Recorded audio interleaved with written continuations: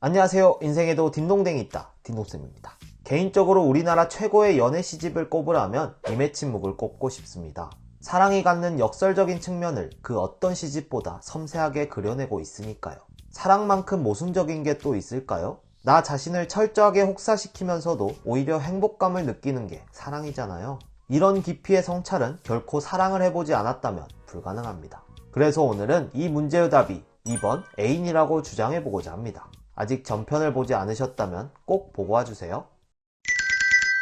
고은 시인은 한용운 평전에서 님을 여연화라는 미모의 보살이라고 주장합니다. 여연화는 속초에서 사는 부유한 선주의 아내인데요. 남편이 해난 사고로 사망하여 기일날 법회를 열게 됩니다. 그때 다른 스님들과는 달리 쌀쌀한 한용운에게 마음이 쏠렸다고 합니다. 만해 또한 그녀의 아름다움에 끌려 자주 만나며 연을 맺었는데요. 속초 바닷가에 있는 집에 초청받기까지 했다고 합니다. 이후에는 불교대전을 편찬할 때 금전적으로 도움도 받았고 옥살이 할 때 면회도 자주 왔다고 합니다. 추록 후에도 만해가 선학원에 있을 때 여연화가 자주 왕래했다고 당시 선학원의 스님들은 회고하고 있습니다. 만해를 시봉한 상좌 이춘성 스님의 증언에 따르면 여연화는 만해가 3.1운동 이후 신흥사, 백담사, 오세암 등에 내려와 휴식을 취할 때 항상 가까운 거리에 있었다고 합니다. 오세암에서 시편담주회를 쓸 때는 지극정성으로 와서 시봉을 했고 백담사에 있을 때는 객실에서 거의 살다시피 했습니다. 그리고 님의 침묵을 집필할 무렵 신흥사에 있을 때는 아예 동거를 했기 때문에 오랫동안 승가에서는 님이 여연화라는 풍문이 돌았습니다.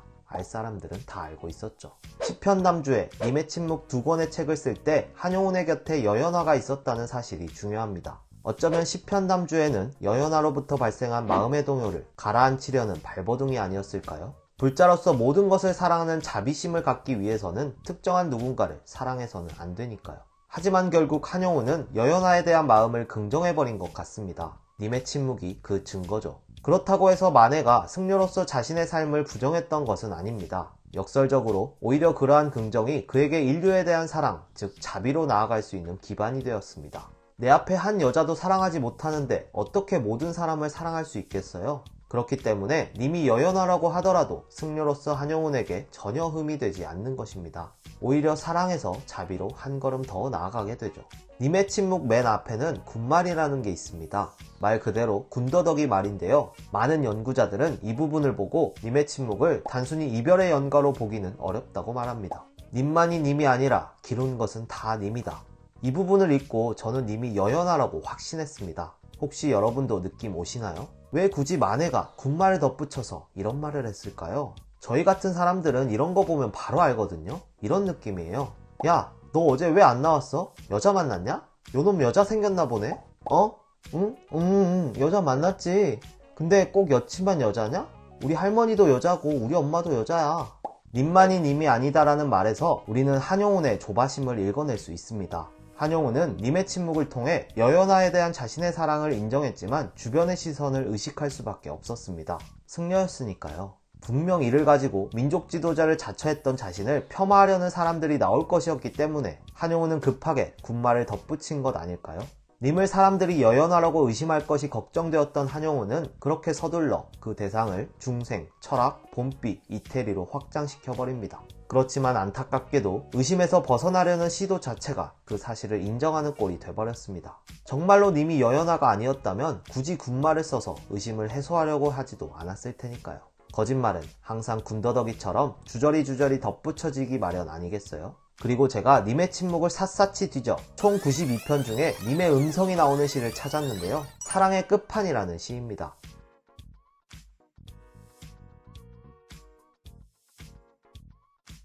여러분은 여기서 님이 민족이나 부처님으로 느껴지나요? 누가 봐도 게으른 남편을 꾸짖는 아내의 목소리 아닌가요? 역시나 님은 만해와 동거하며 집안일을 돕고 그를 시봉했던 여연화였던 겁니다. 이 시를 발견했을 때 역시 내가 맞았구나 하면서 엄청 뿌듯했는데 여러분은 어떻게 생각하시나요? 그러나 여전히 한용운의 님을 민족이나 조국으로 해석하려는 경향이 강하게 남아있습니다. 전편에서도 봤듯이 독립운동가로서의 임팩트가 너무나 강했던 탓이겠죠. 그리고 암울했던 식민지 시대이기에 님을 잃어버린 조국을 표상한다고 하는 것이 우리에게 큰 위안을 주는 것도 사실입니다. 그러나 그런 민족주의적 효용 차원이라면 이해하겠지만 이것이 예술로서 시라는 문학을 대하는 바람직한 태도는 아닙니다. 아무리 식민지 시대라고는 하지만 그동안에는 그럼 꽃을 꽃 자체로 노래할 수 없다는 건가요? 여인을 여인 자체로 시로서 사랑하고 노래하면 안 되는 건가요? 일제강점기에 쓰인 시에 나오는 눈보라와 겨울이 모두 일제의 실현이라고 하는 것은 요즘 나오는 시의 비바람을 모두 분단의 비극이라고 보는 오류와 같은 것 아닐까요? 먼 훗날 통일됐을 때 보면 지금은 분단의 시기일 테니까요. 그러니 님을 그냥 순수한 그 님, 즉 여연화로 이해해도 괜찮지 않을까요? 그렇다고 그것이 민족투사로서나 승려로서의 한용운의 명예를 실추시키는 일이라고 저는 생각하지 않습니다. 한 인간으로서, 한 남자로서 충분히 그럴 수 있는 거니까요. 우리 그 정도 이해 못하는 사람들 아니잖아요. 나라를 빼앗겼다고 해서 그 사람이 쓴 시가 모두 조국을 향해 있어야만 하는 건 아닙니다. 항상 우울해야만 하는 것도 아니고요. 그 사람에게도 어느 틈에는 푸른 하늘이 깃들기 마련이고 또 살다 보면 기쁜 일도 생기겠죠. 사랑도 찾아오겠고요. 나라를 잃었어도 그런 것들을 충분히 시로서 노래할 수 있는 것 아닐까요?